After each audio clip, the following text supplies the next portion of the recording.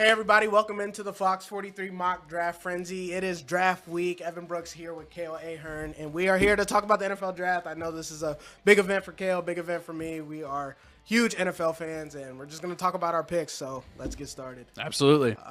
Coming up at number one, the Carolina Panthers made a huge move to move up to number one from number 9 a couple months ago. Obviously, this is for a quarterback. Who you got?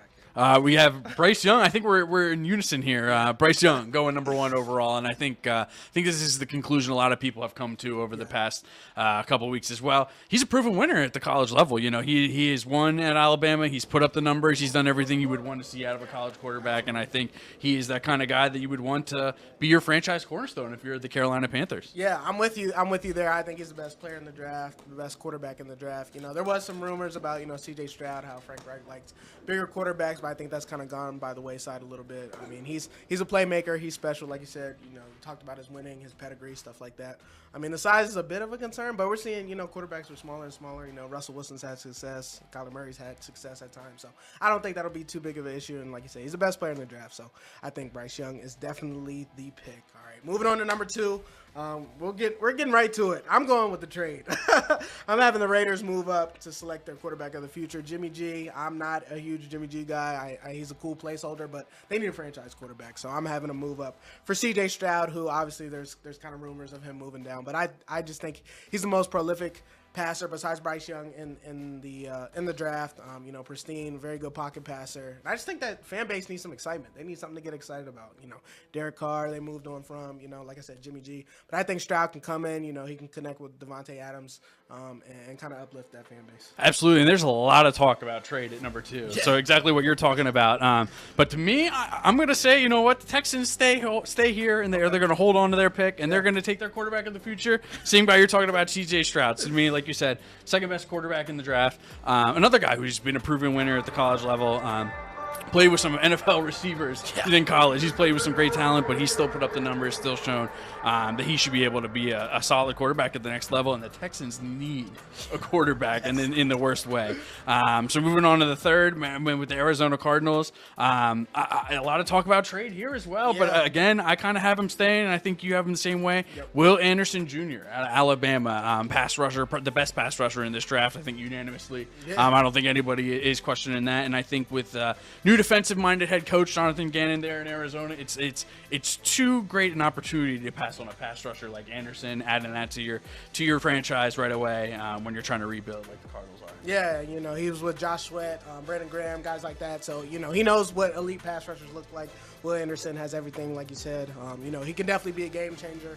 I kind of do think the Cardinals might trade down just because they'll still be able to get him here. But, I have him sticking and picking and taking Will Anderson as well. Moving on to the number 4 pick. This is where we finally go our separate ways. The Indianapolis Colts. I have them taking Will Levis. I know that's a highly debated topic. Levis, Richardson, even Stroud maybe, what direction they'll go. I just think that they are enamored with Levis's arm strength for whatever reason. He's a big guy.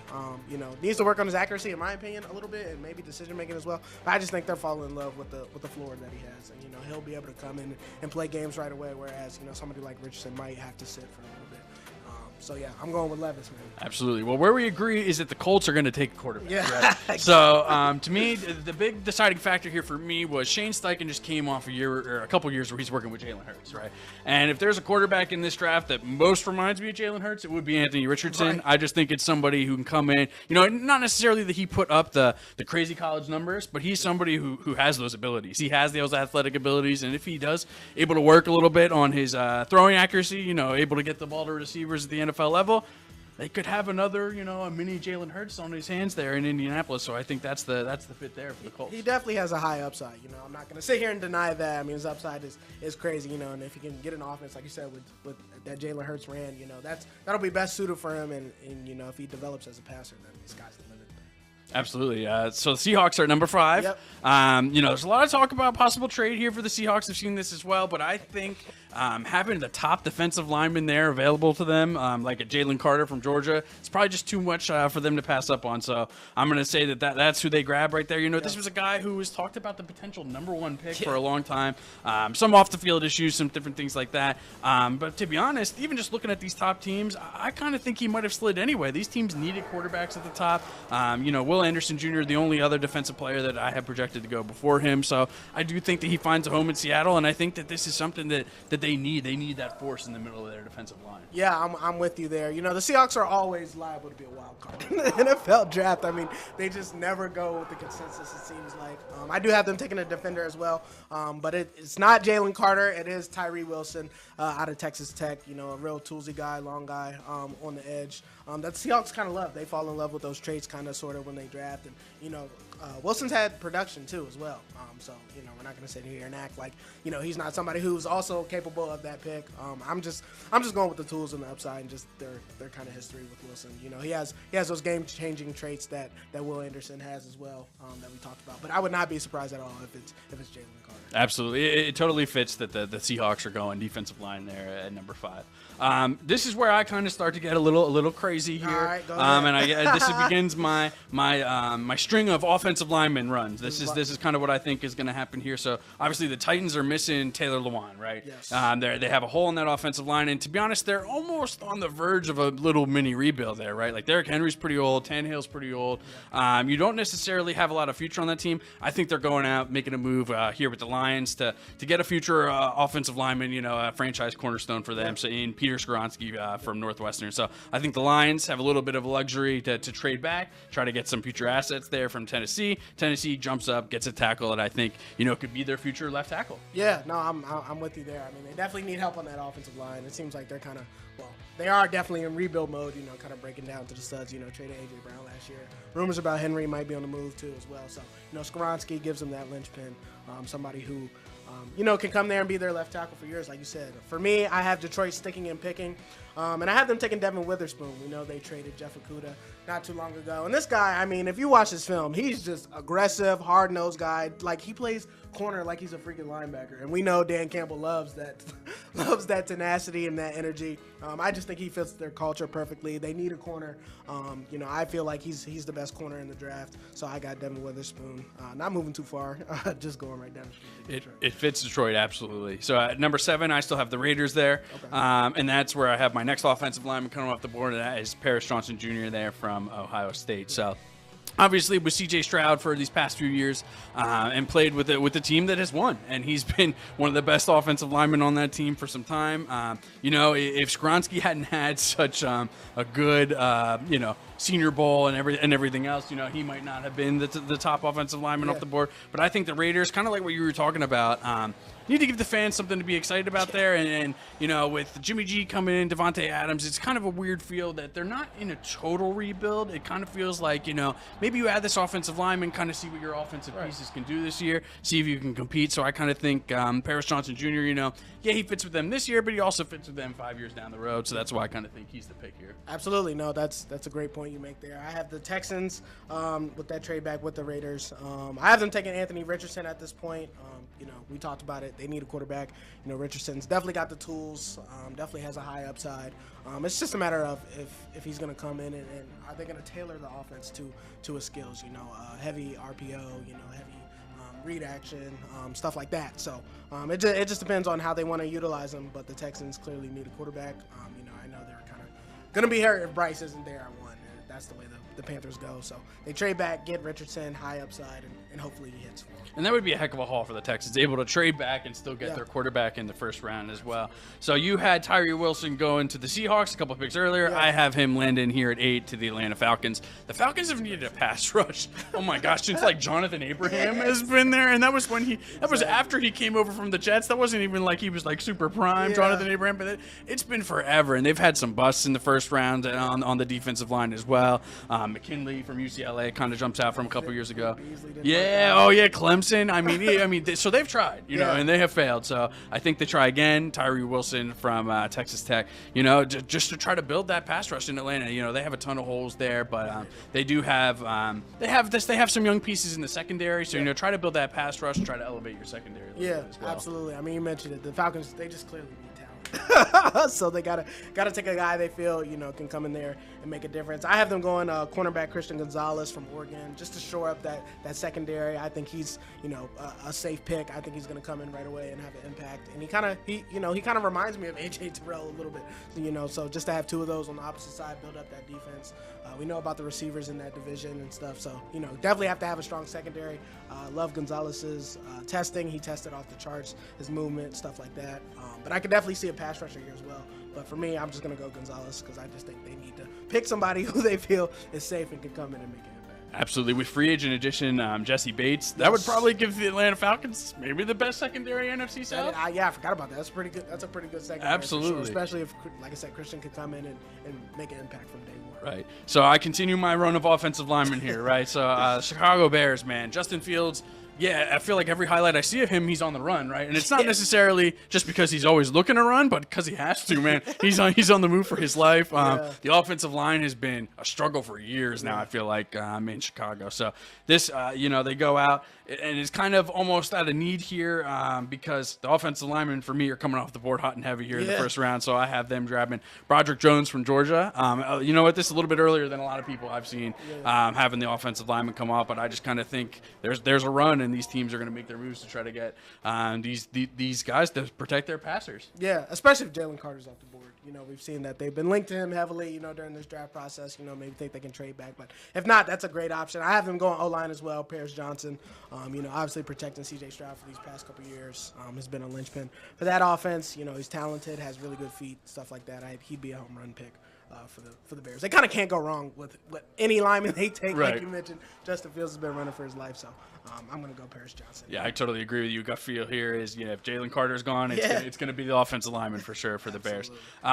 Here's where I continue. It gets a little bit more crazy. So the Eagles, man, you know, Howie Roseman's never one to just kind of sit still at his spots right here. So I think he takes this opportunity at 10, kind of looks around, and he has the opportunity to move back here. And I think the Jets, out of necessity, kind of want to move up here and grab that last offensive tackle that's, you know, among the top tier here, and I think that's what they do. They trade up. The Jets grab Darnell Wright from Tennessee. You know, supposedly, you know, the trade's not done yet, but Aaron Rodgers is going to be the Jets quarterback, so we got to protect. Right, so we got to protect him. So you know, it's you got to protect whoever's playing quarterback for the Jets. So I think Darnell Wright is the pick here in the first round. Yeah, no, and that's a great point you mentioned. You know, especially with them trading up and trying to protect Aaron Rodgers. For me, I have the Eagles sticking and picking your team. I have them going Bijan Robinson. I know he's a running back. I know I don't need to hear about, you shouldn't take a running back in the first round. But he's more than a running back. You know how he called him. He's a difference maker. I mean, he can play in the slot. I mean, he had the best hands on that Texas team last year. And he's truly a weapon. I mean, just to get him for 5 years of control. I mean, the Eagles can go literally any direction. The team is freaking stacked. So, you know, for them to add a guy like Bijan Robinson, how are you going to stop the RPO with him? Hurts, you know, A.J. Brown. I mean, just to add him, I feel like would just be overkill. And I mean, he's a top 5 player in this draft. It's literally his position. That's the only thing that's pushing him down. Absolutely. And for them to get a talent like him, it's going to be hard to – it's already hard to stop that offense. I don't know how you stop it if you had him. Absolutely. So at 11 there, I have the Detroit Lions sticking here with Christian Gonzalez. So you had them picking Devin Witherspoon. You know, I think here Christian Gonzalez, you know, they're still adding a defensive back. You know, something they've kind of struggled with the past couple of years. They went out in free agency, added a few different guys to try to shore up the secondary. So I think here it kind of gives you your top cornerback, you know, in Christian Gonzalez. And the Detroit Lions, you know, it's something you need, especially in a division where you got Justin Jefferson. You're going to play him twice a year. Absolutely. Yeah, I got the Titans. I got the Titans, sticking at 11. I got them going Peter Skoronski out of Northwestern. We talked about it. They need O-line help. You know, some think he's the best O-lineman in the draft. So, you know, just for him to come in, be that linchpin. You know, you mentioned Taylor Lewan moving on, them trying to rebuild. It's got to start somewhere. You win in the trenches, can't win without that. So, Skoronski is the pick for them. All right, so we're right back here with the Houston Texans. We both had them taking their franchise quarterback here with their first pick in the first round. But now here at 12, I think we both have them going with their first franchise receiver in some time here in JSN from Ohio State. I mean, you pair him with the quarterback that you're taking, and you have a start of a potentially great offense in the NFL. Absolutely. I mean, we know this league's about playmakers and making plays, and Jackson Smith and Jigba was the best in the country at doing that. A lot of people think he's a slot only, but, that's becoming more and more, just as important as an outside receiver, having somebody who can win from the slot. I think he has the best hands in the draft, best route runner in the draft.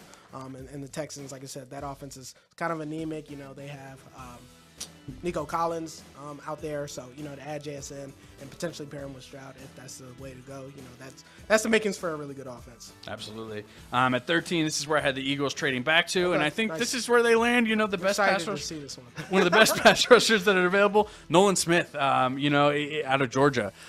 He's shown himself to be a dynamic player at times. I think the measurables have been a little bit better than the stats at times on the field, but I think it compares so well to Hassan Reddick that they have on the other side right now, and just the Eagles pass rushers. Brandon Graham's a little bit. He's coming down to possibly his final year with the Eagles. Same with Fletcher Cox. So I think if you're able to add Nolan Smith on the edge here, you're kind of setting yourself up for future success. I mean, the Eagles literally can't go wrong in this draft. Yeah. I mean, they always set themselves up. Howie is a genius. So, Nolan Smith would be a great pick and add to that long line of edge rushers. For me, I got the Jets sticking here. Picking another offensive lineman.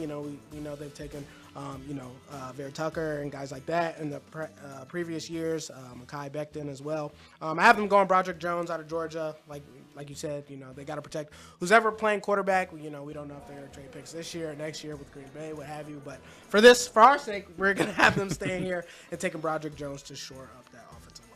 At 14, I got the New England Patriots. So no more Stephon Gilmore there, cornerback. Jalen Mills finally moving back to safety at a corner, probably a better position for him anyway. Yeah. So I think this is where they try to add a top cornerback here. And Devin Witherspoon, I don't know, something about his play, the way he hits people, just kind of makes me think he's going to fit well in a Bill Belichick style defense. Yeah. Somebody who can play in the box a little bit as well. So I think Devin Witherspoon, here's the pick for the Patriots. Yeah, that'd be a great pick for them. Pair him with Marcus Jones, that'd be awesome. And them losing J.C. Jackson, they need to replace him as well. For me, I got them taking edge rusher Lucas Van Ness, out of Iowa. Just the guy that didn't really even start at Iowa. But when he plays, he makes plays, and it's not hard to see. Why teams love him. He's big, he's strong. And I just think the Patriots just need a game record on that defense.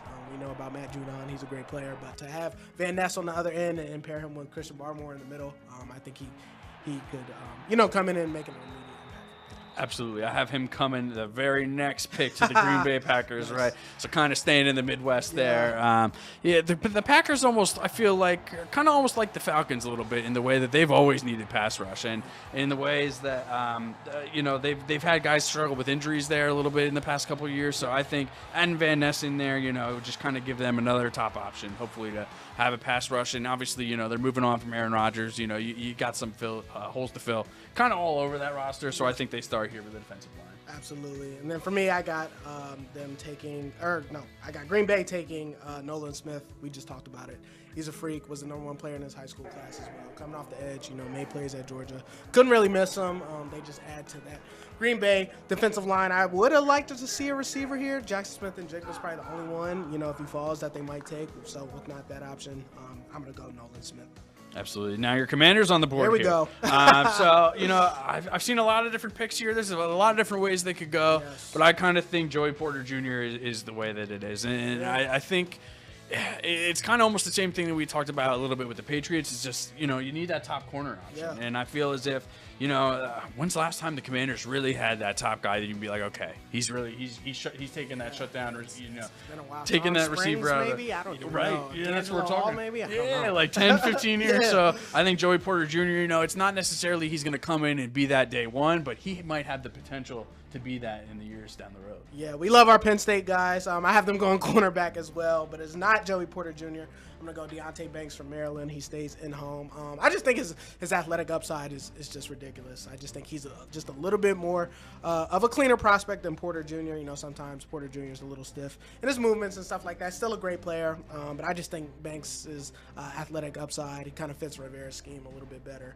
So I'm just going to go there. Like you said, they do need a CB1. You know, Benjamin St. Juste has shown flashes and stuff. Kendall Fuller, you know, he's a solid corner as well. But like you said, they don't have that lockdown guy. It's like, all right, we're not going to that side. And I think Banks can come in and be that guy. Washington definitely going defensive back.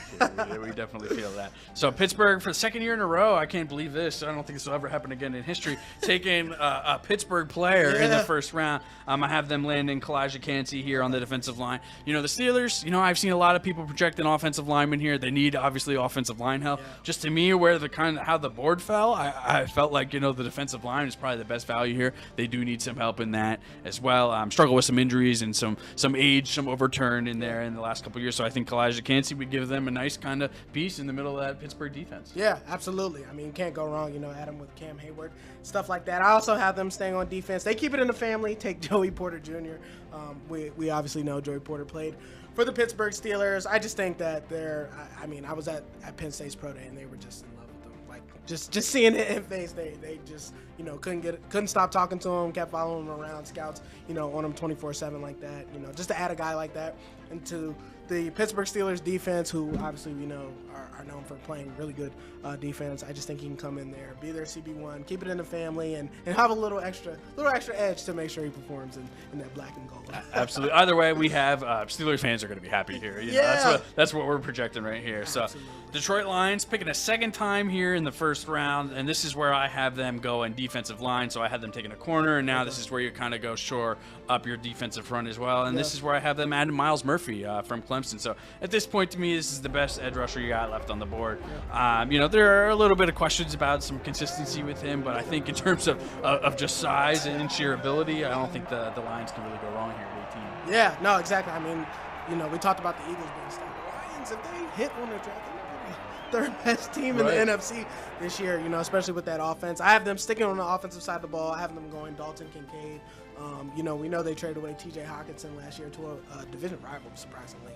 You know, Kincaid steps in. He can make plays. I mean, I don't know if you saw his game against USC, but it was literally Caleb Williams and Dalton Kincaid. Like, that's it. Like, It was just crazy. So, just to add a guy like that, you know, come in shorthanded, be an outlet for Jared Goff, you know, add to Amon-Ra St. Brown and stuff like that. You know, we know Jameson Williams suspended for a little bit. So, they need another weapon on that offense. So, to add Kincaid here, I feel like would be a home run for them. This is a really deep tight end class. Yes. So there's going to be a couple that I have come on the board later in the first round. But I think, man, second round, I was just kind of looking. It's going to be sprinkled. I think with it could be 5-6 tight ends probably pretty early and often. Really talented class. I think probably like 5 years down the road when George Kittle and those guys are a little bit older, these are going to be the stars from this draft for the tight ends for sure. Right there with you. 19 Tampa Bay Bucks. So you had Levis going pretty early on, and I have him sliding all the way to here. So this is actually probably one of the farthest I've seen him slide in any mock draft so far. To me, it's I've never really been sold on Levis. You know what I mean? And I kind of think there's going to be a little bit of some questions at the NFL level as well.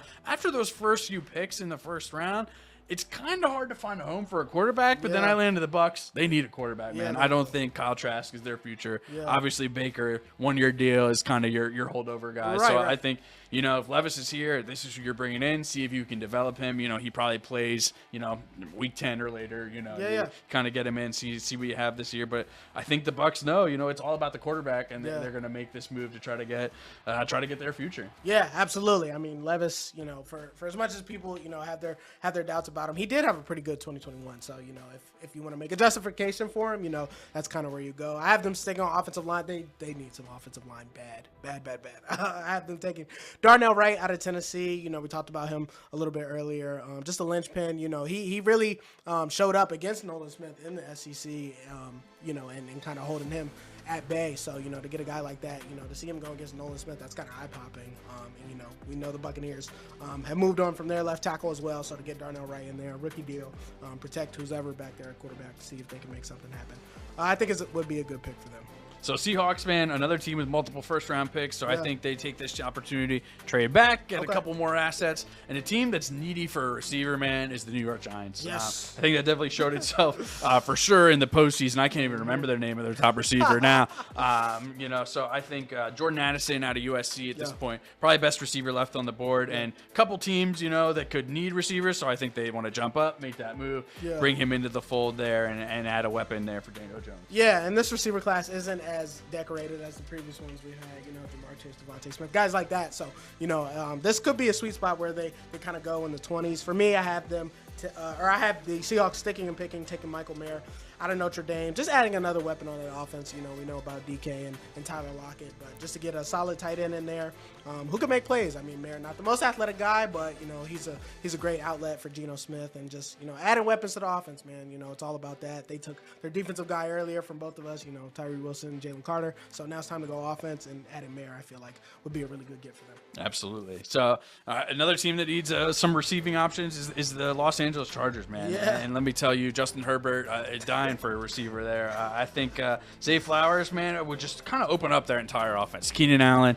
as well. Just, Zay Flowers from the slot would just kind of open up everything underneath for them, and I think it would just really, really benefit the Chargers. So I think we both agree that is where they're going to look there. Yeah, I have Zay Flowers as well, like you mentioned. He kind of opens it up for them. They just need some speed at that wide receiver. Yeah. Keenan Allen, Mike Williams, not the fastest guy, so Zay Flowers can really stretch the field. He can run routes really good as well. Has short hands, so I think that'd be a home run pick for them. Got to keep up with Mahomes and the Chiefs, so to have as many weapons as possible, Zay Flowers would be the pick there. And I really like Zay.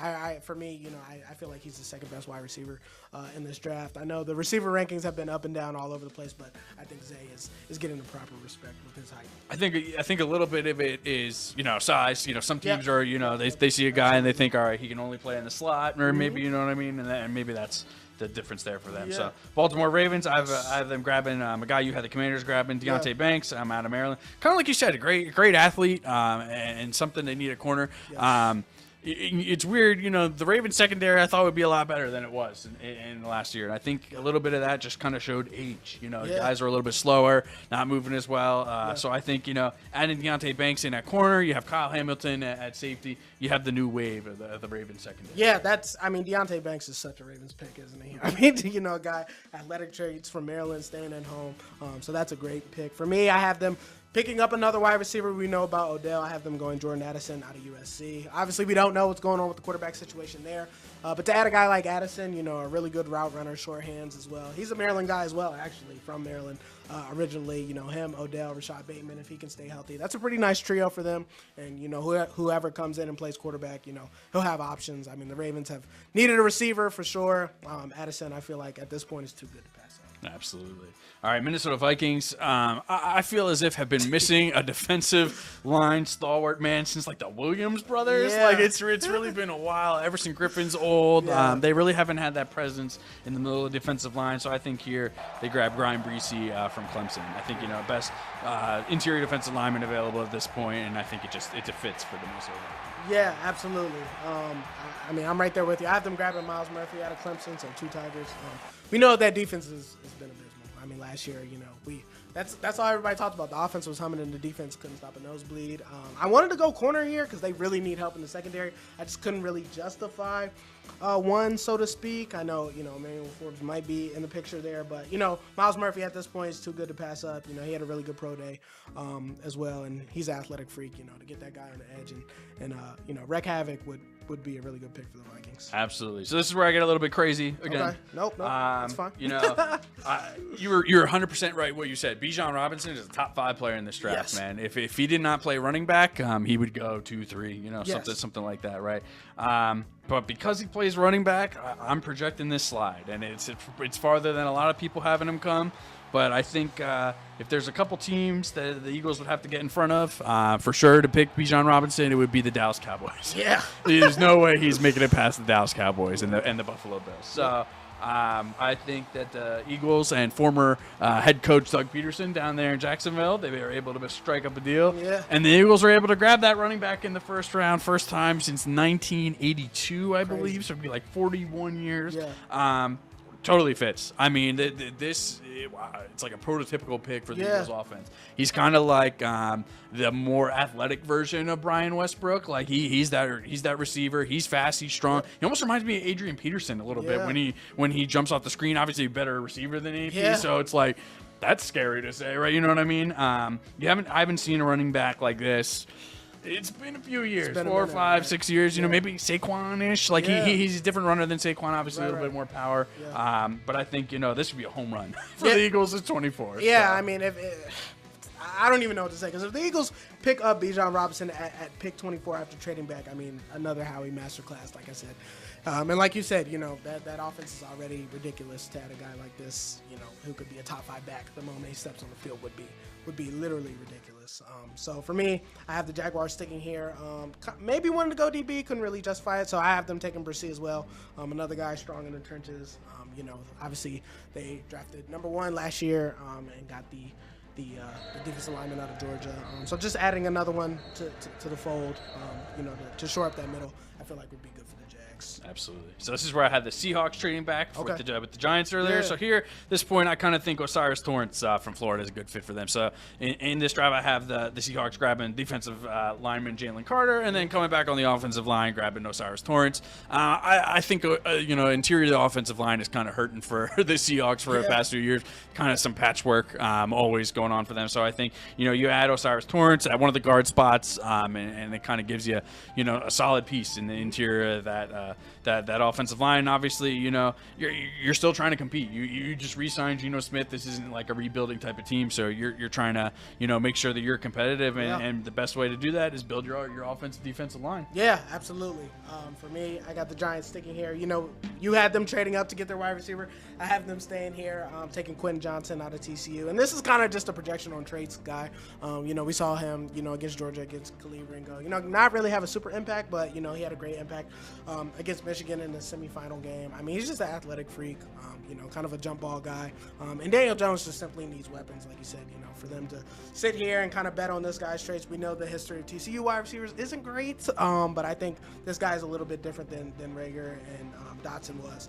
So I think he has a bit of a better chance to come in, make an impact, and like you said, the Giants just need receivers. So if he can come in and just show that high, jump ball ability, and then eventually, develop his route running, I feel like he could be a solid choice for them. So my crystal ball, proves itself to be all true and everything. Dallas Cowboys be hurting a little bit at this point that Bijan went to the Eagles, but I think this pick right here would make them pretty happy. I have them going tight end Michael Mayer from Notre Dame.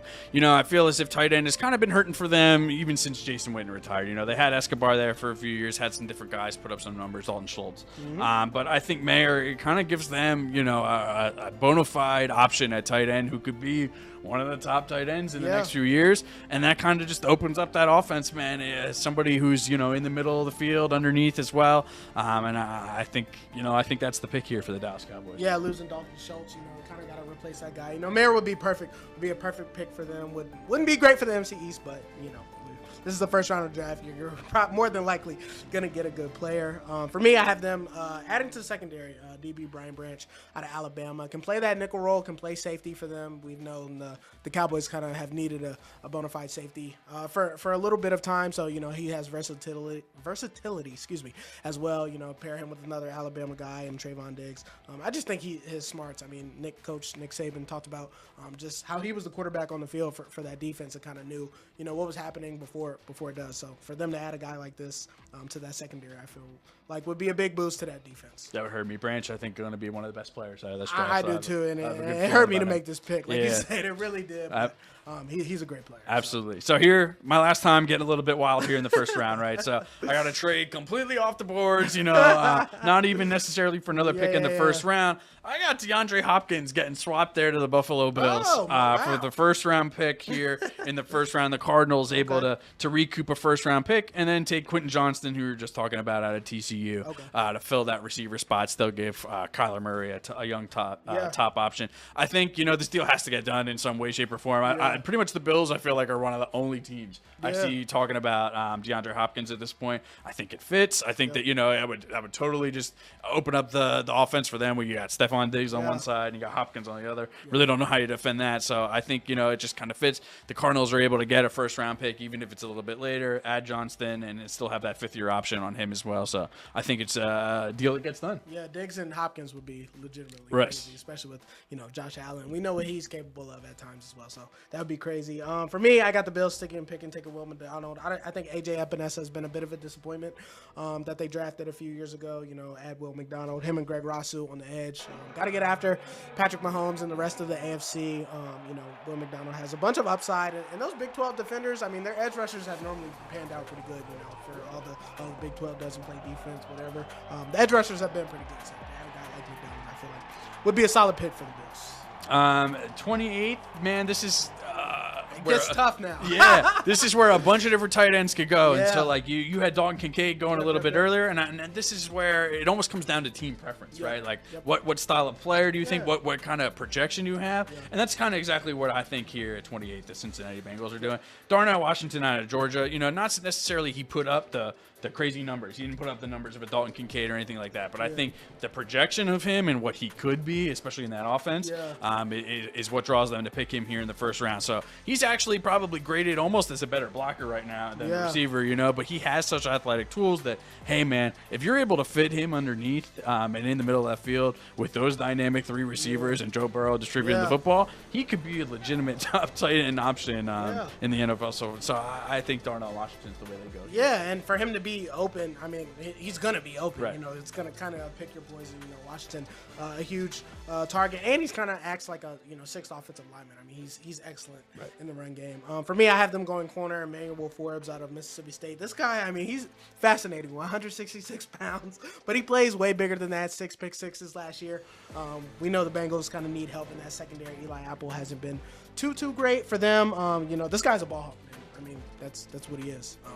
He's a ball hawk. They took Dax Hill last year out of Michigan, who worked out really well for them. I just think, to add a guy like Forbes on the outside, and he'll get great work in practice, guarding Jamar Chase, Tyler Boyd, T. Higgins, guys like that. So, we'll find out early if he can play, but I think Forbes is a pick here, and like I said, he's a takeaway machine, and he'd be a really big boost for that secondary. Absolutely. So, New Orleans Saints, this is a team. It's hard to pick for them. Right, because, it's not necessarily that they're in a total rebuild, but I don't expect them to be super competitive in the NFC South next year. Right. So, to me, it's kind of like a team in flux. You go a few different spots. They do have holes. So, to me, I think they go Mazi Smith here from Michigan on the defensive line. The defensive line is getting older for them. They lost Jerry Hendrickson in the last couple years. Cameron Jordan's getting older. So, I just think, adding him right to your interior defensive line, you could go there. They could go offensive line. They could go corner. They could go receiver here to try to replace Michael Thomas. Heck, you could probably even put Jahmyr Gibbs here, Alabama, if you want to think about replacing Alvin Kamara down the line here. So a bunch of different ways they could go, but I think defensive line is the way the Saints go here. Yeah, I mean, like you mentioned, they have so many options. For me, I'm gonna stick on the offensive side of the ball. Darnell Washington, we just talked about him. Acts like a extra offensive lineman that they can have. Adds to that receiving game. Michael Thomas, his health is always up in the air. Chris Olave had a great season last year, but Darnell Washington, I feel like this is the place he will get targets. He'll get targeted a lot, and won't have to wait for his impact. So yeah, the Saints have a bunch of different options. It was hard to pick for them. I'm not gonna lie. Absolutely. Just one of those variable teams, man. Yeah. With a lot of holes.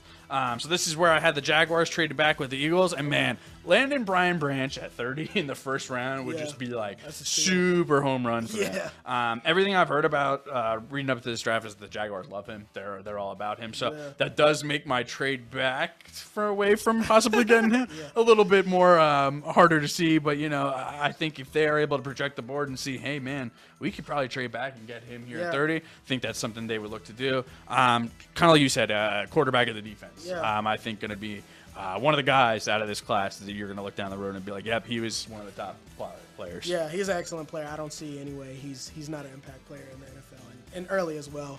For me, I got the Eagles staying here. Kalijah Cansey out of Pittsburgh. I mean, the Eagles, like we talked about, they're stacked. They can go any direction. Just adding a guy like this. Fletcher Cox getting a little bit older. We know they took Jordan Davis last year, but to add Cansey, a guy who can come in, take over for Fletcher Cox and just be that next generation of defensive tackle. I feel like is a home run at this point. Absolutely. So now we've reached the final pick of the Final first pick. round. 31 this year because the Yes. Dolphins forfeited theirs for their Yeah. for their issues down in Miami. Yeah, we But start together, we end together. right, absolutely, yes, we agree on the final pick of the first round. I think this is a pick I'm seeing a lot of people put out there as well. The Kansas City Chiefs need offensive linemen, especially after losing Orlando Brown Jr. in free agency this year. So I think Anton Harrison from Oklahoma just kind of fits the need here, kind of fits the time in the draft. I think it is a pretty nice lock here at the end of the first round. Yeah, absolutely. I didn't see any receivers worth taking here. We know the Chiefs could use another receiver. I'm with you with Anton Harrison. Losing Orlando Brown is obviously huge, and to the Bengals, which hurts a little bit more, which is their main rival in the AFC. But they replaced it with another Oklahoma guy, Sweet Feet. Very good in pass pro and run blocking as well. Like I said, didn't see a receiver to justify here, so I think he'd be a great pick for them. At 31, your options. I mean, you're waiting all night, but the Super Bowl champs, they got to this point by drafting well, and they added another one with Anton Harrison. So I saw that Sweet Feet was my favorite description of anything in a player that we did in our mock draft. Yeah, man. All right, so this was fun, Evan. Yes, The gonna be NFL draft. exciting. NFL draft is set for Thursday night, 8 o'clock. You can watch it. Thanks for joining us for the Fox 43 Mock Draft Frenzy.